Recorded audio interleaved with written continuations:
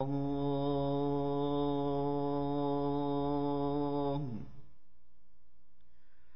على الصلاة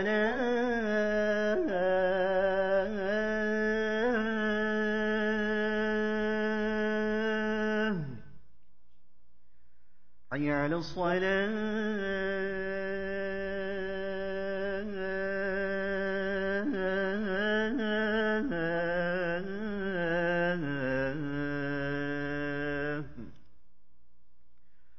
حي على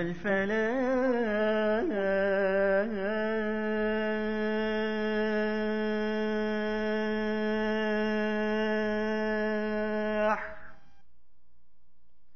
حي على الفلاح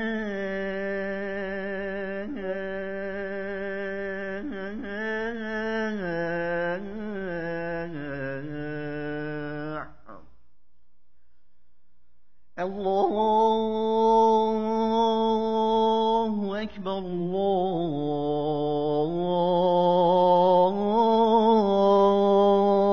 الله أكبر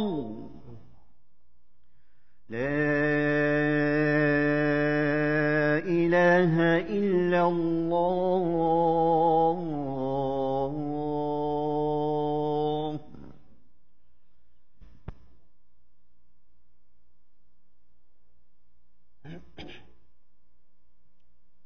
إن الحمد لله نحمده ونستعينه ونستغفره ونعوذ بالله من شرور أنفسنا ومن سيئات أعمالنا من يهده الله فلا مضل له ومن يضلله فلا هادي له وأشهد أن لا إله إلا الله وحده لا شريك له وأشهد أن محمدا عبده ورسوله يا أيها الذين آمنوا اتقوا الله حق تقاته ولا تموتن إلا وأنتم مسلمون يا أيها الذين آمنوا اتقوا الله وقولوا قولا سديدا يصلح لكم أعمالكم ويغفر لكم ذنوبكم ومن يطع الله ورسوله فقد فاز فوزا عظيما أما بعد. Dear brothers and sisters, ever since we are young, we are taught that we must go to school, we must work hard, we must push ourselves. Why? So we can attain that high degree. Alhamdulillah. Or that we must go and enter into this company and put in long, excruciatingly long hours and really push ourselves. Why? So we can get that high-paying salary position. We put ourselves through all of this so that we can get one thing, receive one thing. That is money, sustenance. Now, do not misunderstand me. I'm not saying, do not go to school, because as we all know, al-ilm nur. And of course, we must try to go out there and earn our sustenance, because as we all know, we got to pay the bill somehow. Well, how about we take a moment, however, and take a look into Kitabillah al-Kareem, wherein it states, من كان يريد ثواب الدنيا فعند الله ثواب الدنيا والآخرة. SubhanAllah.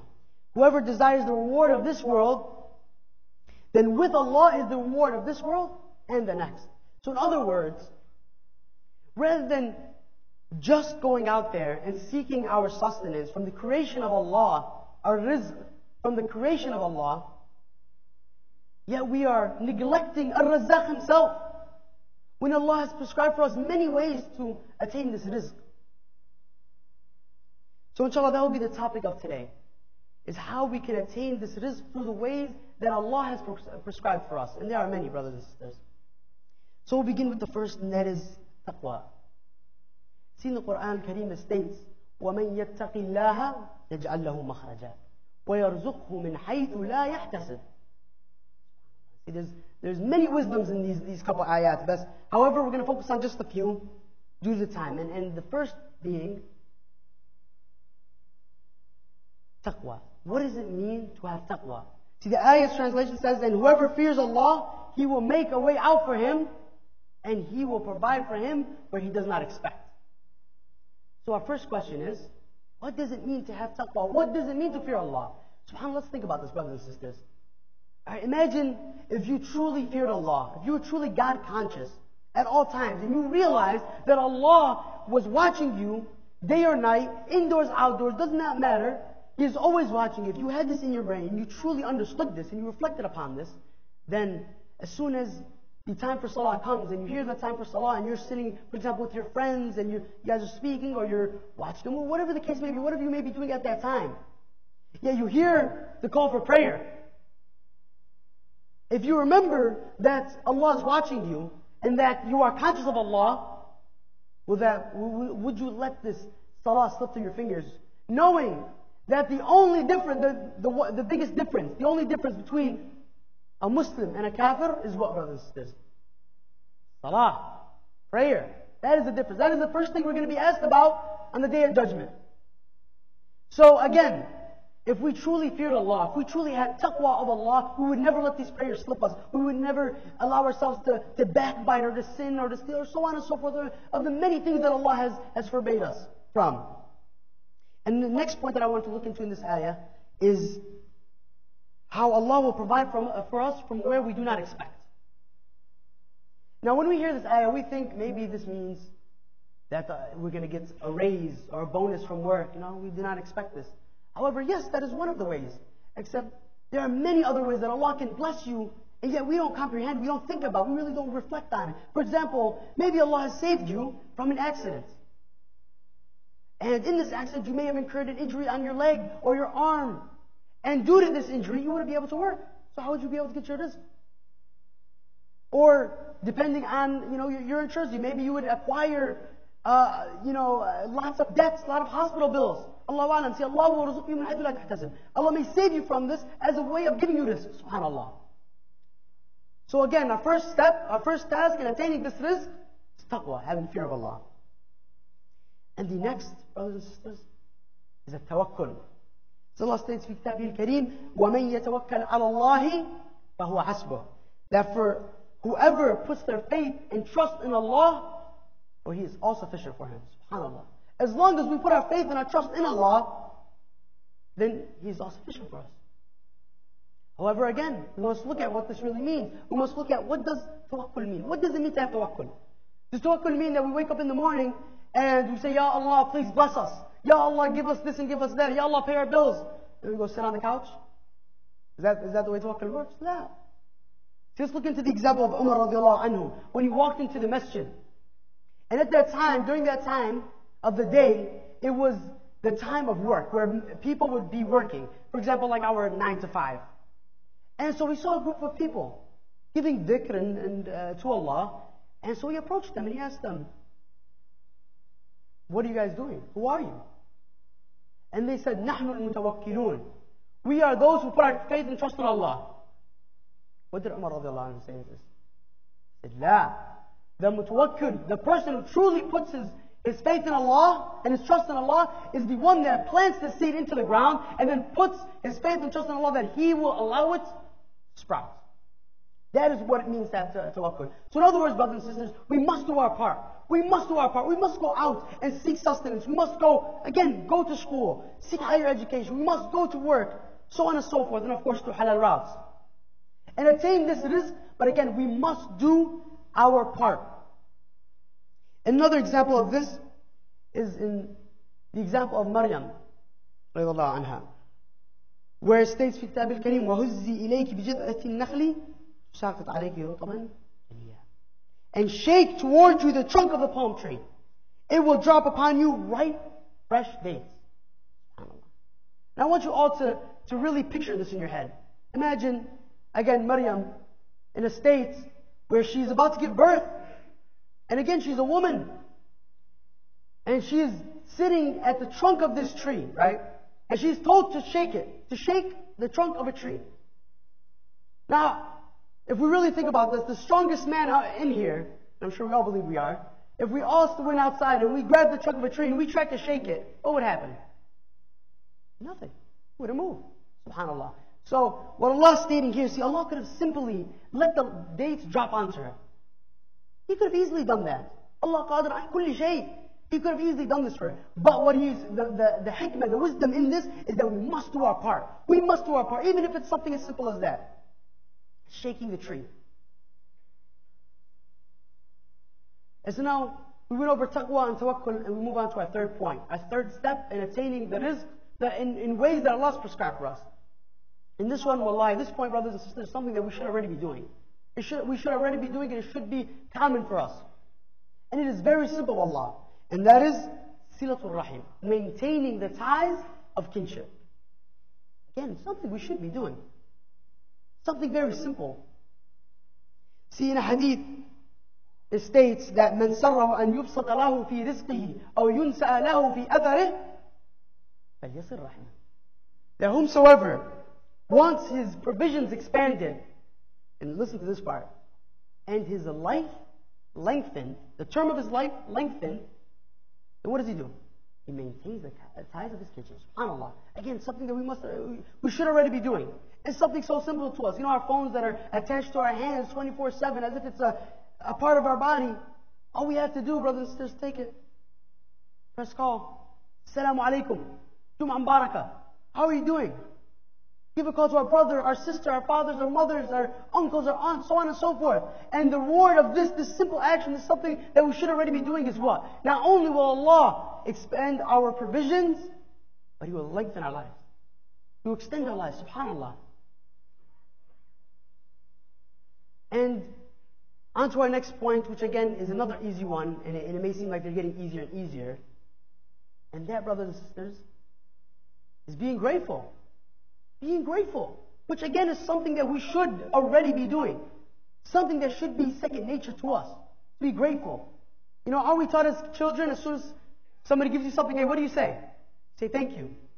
Jazakallahu khairan. Again, second nature. See, in the Quran al-Kareem it states, لَإِن شَكَرْتُمْ لَأَزِيدَنَّكُمْ. If you are grateful, I will surely increase you in favor. I will surely increase you in favor. SubhanAllah. So Allah is telling us that all we have to do, every time He gives us something, is Ya Rabbaka alhamdulillah shukr. And He will give us more, SubhanAllah. And this makes complete sense to us, does it not? You know, say it's Eid, for example, and you go to your father or your mother or your son or your daughter, and you give them a gift. And their eyes light up, and they're ecstatic, and they're like, oh my God, thank you, and they give you a hug, and alhamdulillah, you feel this feeling like, wow, alhamdulillah. Great feeling. Do you not? And what do you feel at that moment? What do you want? You want that feeling to continue. So what would you want to do at that moment? You would want to go and get them more. You want to go get them another gift so that they can go and show you the same amount of gratitude. And that is the same thing with Allah. Anything that Allah gives us or provides for us, Ya Rabb laka alhamdulillah shukr. Allah is telling us, لَإِن شَكَرْتُمْ لَأَزِيدَنَّكُمْ. SubhanAllah. Again, very easy. And so our next step, again, getting easier and easier, brothers and sisters. That is al-istighfar. As it states in Kitab Allah al-Kareem, فَقُلْتُ اسْتَغْفِرُوا رَبَّكُمْ إِنَّهُ كَانَ غَفَّارًا يُرْسِلِ السَّمَاءَ عَلَيْكُمْ مِدْرَارًا وَيُمْدِدْكُمْ بِأَمْوَالٍ وَبَنِينَ وَيَجْعَلْ لَكُمْ جَنَّاتٍ وَيَجْعَلْ لَكُمْ أَنْهَارًا. That ask forgiveness of your Lord. Indeed, He is a perpetual forgiver. He will send rain from the sky upon you in continuing showers, and give you increase in wealth and children, and provide for you gardens, and provide for you rivers. Again, very simple, and something we should already be doing. Why is that? Why should we already be doing this? Let me ask you this. Who in here has never sinned? Never. Well, as none of you are angels, as we know, they are the only ones that do not commit sin. Of course, all of us sin. So therefore, we all must make istighfar to Allah. Oh Allah, forgive us. And Allah is telling us He's a perpetual forgiver. SubhanAllah. So this is, look at the generosity of our Lord. SubhanAllah. Ya Rabbaka alhamdulillah shukr. He's telling us that if we seek forgiveness from Him, something we should already be doing. So if we did something wrong, and then we ask Him for His forgiveness, not only will He forgive us, but He's going to expand our provisions. He's going to give us rizq, subhanAllah. What a generous Lord we have. And next, again, all these points that we're bringing up are things that should already be implemented into our lives. Again, second nature. But we must understand that Allah is giving us these opportunities to seek the rizq from Him. And we must take advantage of them, brothers and sisters. And so our next point is prayer. As states in the Quran al-Kareem, وَأَمُرْ أَهْلَكَ بِالصَّلَاةِ وَاصْطَبِرْ عَلَيْهَا لَا نَسْأَلُكَ رِزْقًا نَحْنُ نَرْزُقُكَ وَالْعَاقِبَةُ تَقْوَى. And enjoin prayer, and of course this is being told to Muhammad sallallahu alayhi wa sallam, and enjoin prayer upon your family and your people, and be steadfast therein. We ask you not for provision. Allah's telling us, we ask you not. He's not going to ask us for provision. Rather, we provide for you. We provide for you. And the best outcome is for those of righteousness. SubhanAllah. So again, something that we must do, something that you all came here to do. Pray Jum'ah, to pray. Once you hold steadfast in this, and we must understand, what does it mean to hold steadfast, brothers and sisters? What we were referring to earlier. When we have taqwa, when we have fear of Allah, we're conscious of Allah, and when the adhan calls, we drop everything. And we do what we must, which is our number one priority, that is as-salah. As-salah, the first thing we're going to be asked about is as-salah. And if that goes well, alhamdulillah, everything else is good. If that goes bad, however, then you know what will happen to them, to these people. So again, we must join in prayer, brothers and sisters. We must be steadfast, so that we may not be in al-wayl. وَيْلٌ لِلْمُصَلِّينَ الَّذِينَ هُمْ عَنْ صَلَاتِهِمْ سَاهُونَ. أقول قولي هذا واستغفر الله لي ولكم ولسائر المسلمين فاستغفروه إنه هو الغفور الرحيم.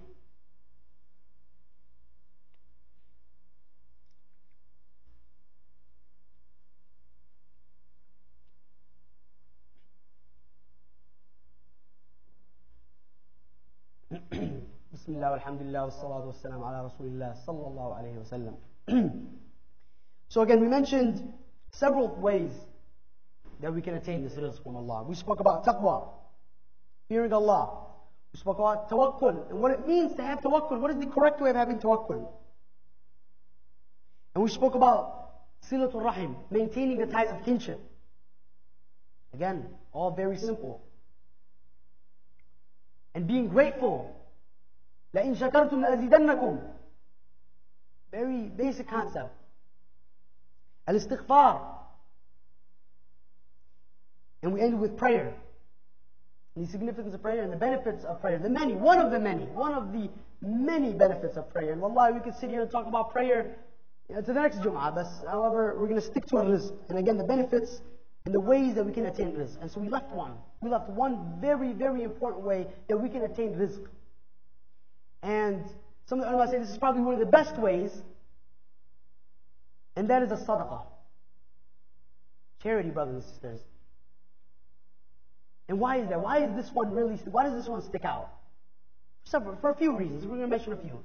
One is that it not only benefits you, again, obviously when you give sadaqah, you're benefiting yourself in ajr and in hasanat, but also, of course, you're helping somebody else. You're giving somebody else, or you're helping somebody else in whatever situation it may be. Either helping somebody feed somebody, or give them an area for them to pray, or building a school, or whatever the case may be.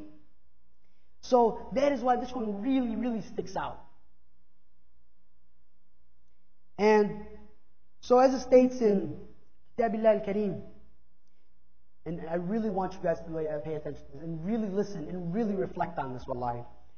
It states, مَنْ ذَا الَّذِي يُقْرِضُ اللَّهَ قَرْضًا حَسَنًا فَيُضَاعِفَهُ لَهُ أَضْعَافًا كَثِيرًا وَاللَّهُ يَقْبِضُ وَيَبْسُطُ وَإِلَيْهِ تُرْجَعُونَ.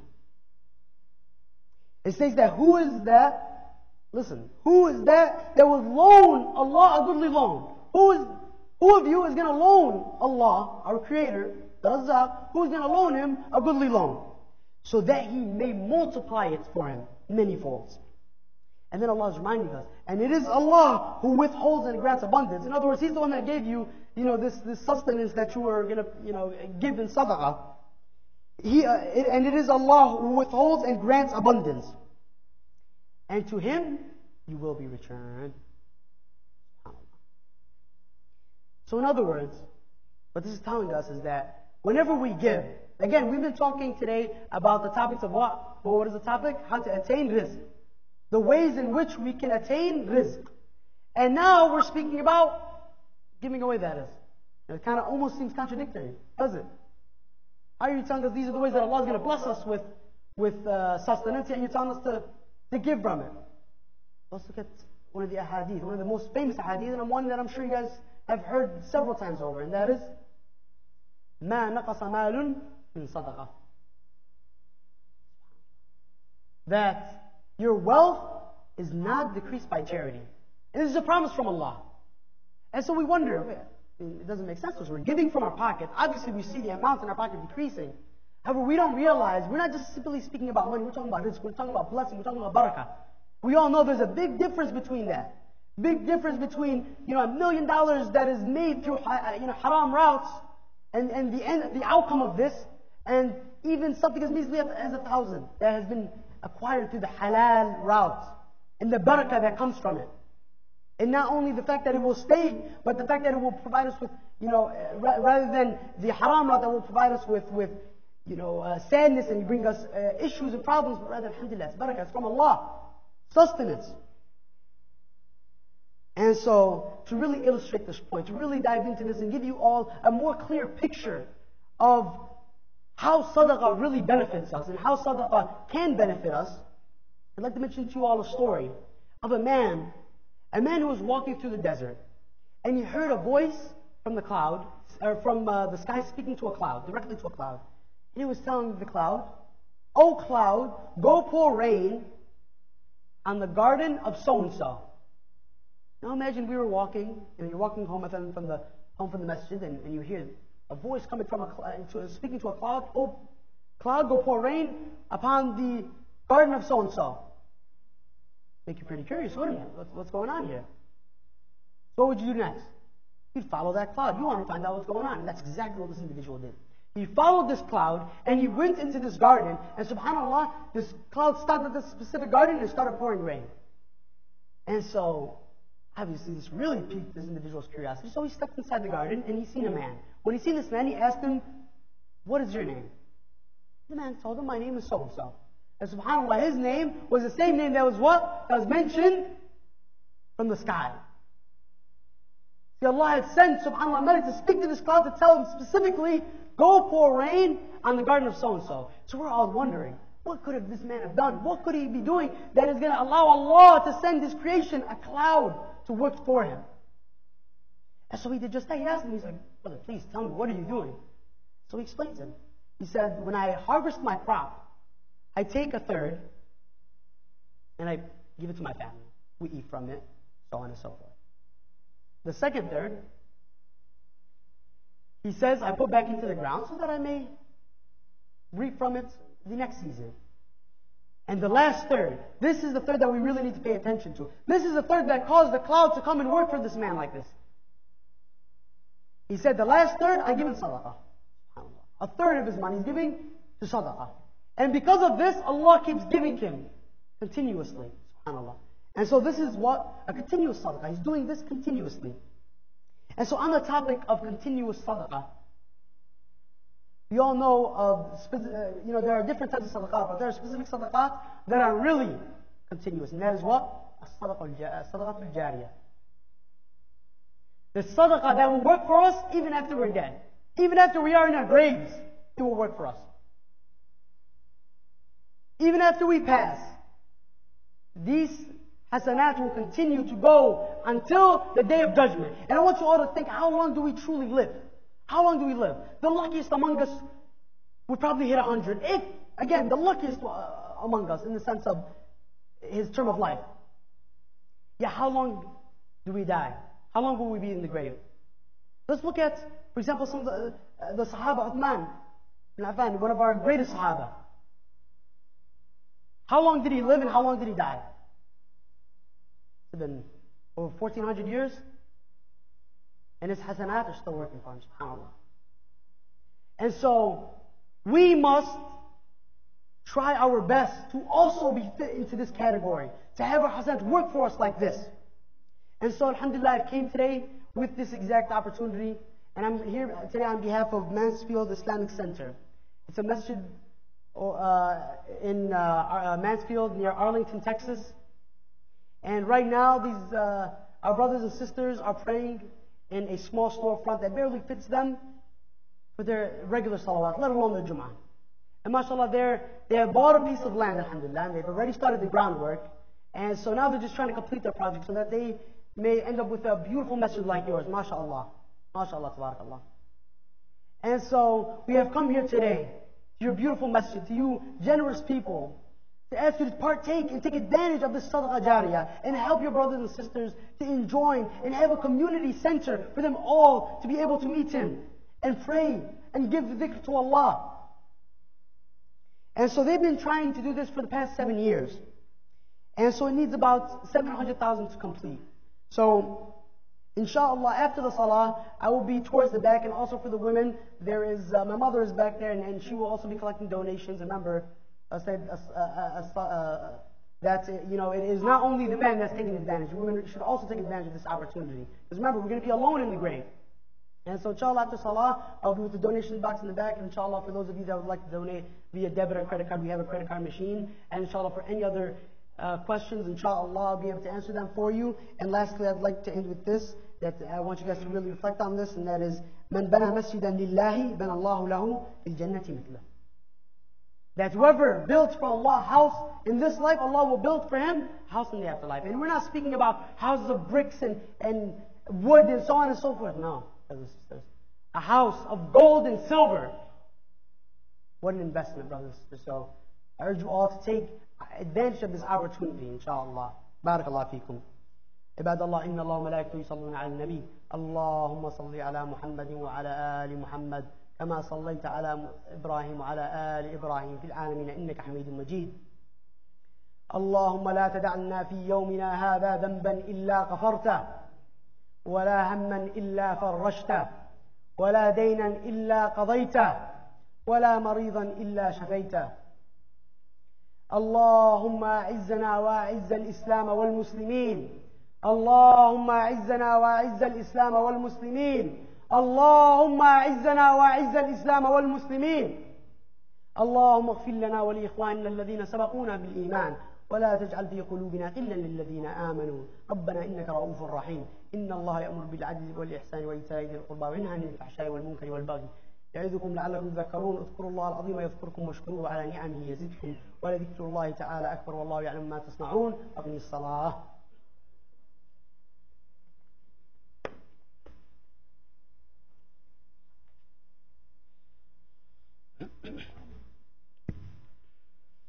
الله أكبر الله أكبر أشهد أن لا إله إلا الله أشهد أن محمدا رسول الله حي على الصلاة حي على الفلاح قد قامت الصلاة قد قامت الصلاة الله أكبر الله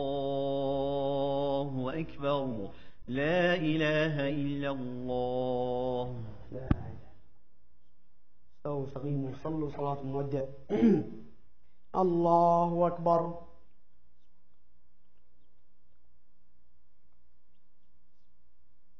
الحمد لله رب العالمين الرحمن الرحيم مالك يوم الدين إياك نعبد وإياك نستعين اهدنا الصراط المستقيم صراط الذين أنعمت عليهم غير المغضوب عليهم ولا الضالين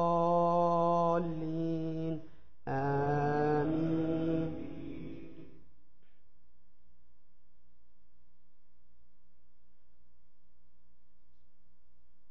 والعصر إن الإنسان لفي خسر إلا الذين آمنوا وعملوا الصالحات وتواصوا بالحق وتواصوا بالصبر الله أكبر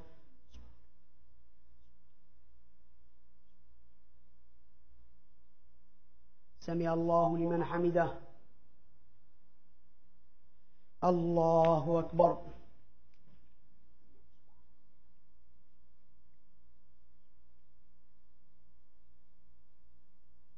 الله أكبر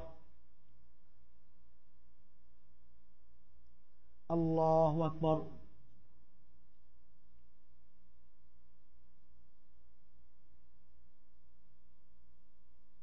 الله أكبر الحمد لله رب العالمين الرحمن الرحيم مالك يوم الدين إياك نعبد وإياك نستعين اهدنا الصراط المستقيم صراط الذين أنعمت عليهم غير المغضوب عليهم ولا الضالين آمين.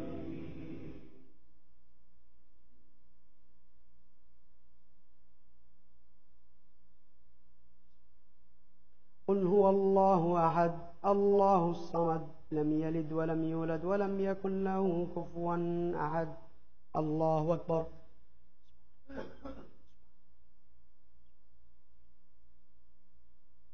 سمع الله لمن حمده. الله أكبر.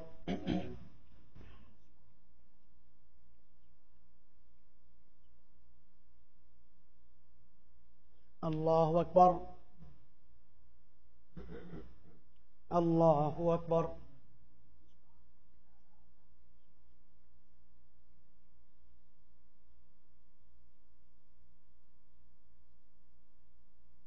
الله أكبر.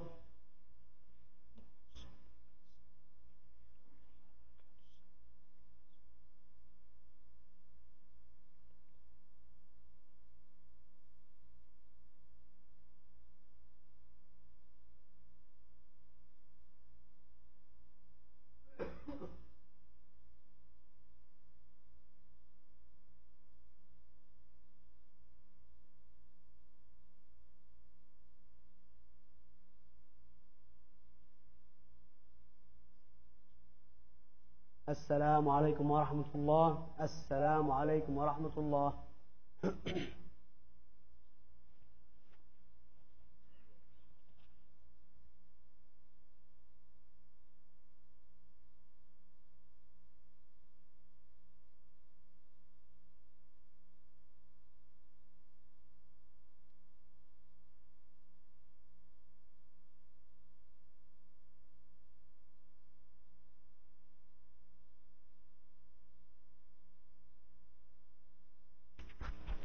Assalamu alaikum. Just a few announcements. First of all, Jazakallah khair, Sheikh, and don't forget to be generous with our brothers from Mansfield. These are opportunities that come along. Take advantage of it. Another opportunity is coming up in 2 weeks, our own masjid fundraiser. It will be on March 24th. The registration will start at 7. Tickets are available, $25 for adults, $15 for children. If you have not gotten your ticket, get one on your way out. Professional babysitting will be provided. Please check with Sister Nida for any question about babysitting. In response to the hateful Facebook posts by Plano Councilman Tom Harrison, a group of Plano citizens have organized a petition to recall Harrison. 2,800 signatures from Plano residents who are registered voters are needed. Please help and sign the petition on your way out. Calligraphy class will be on March 24th from 10 to 12. Registration is required. And IAA is still collecting food items for ICNA Dallas. Community participation is requested. And for regular updates, please subscribe to our newsletter. Jazakumullah khair.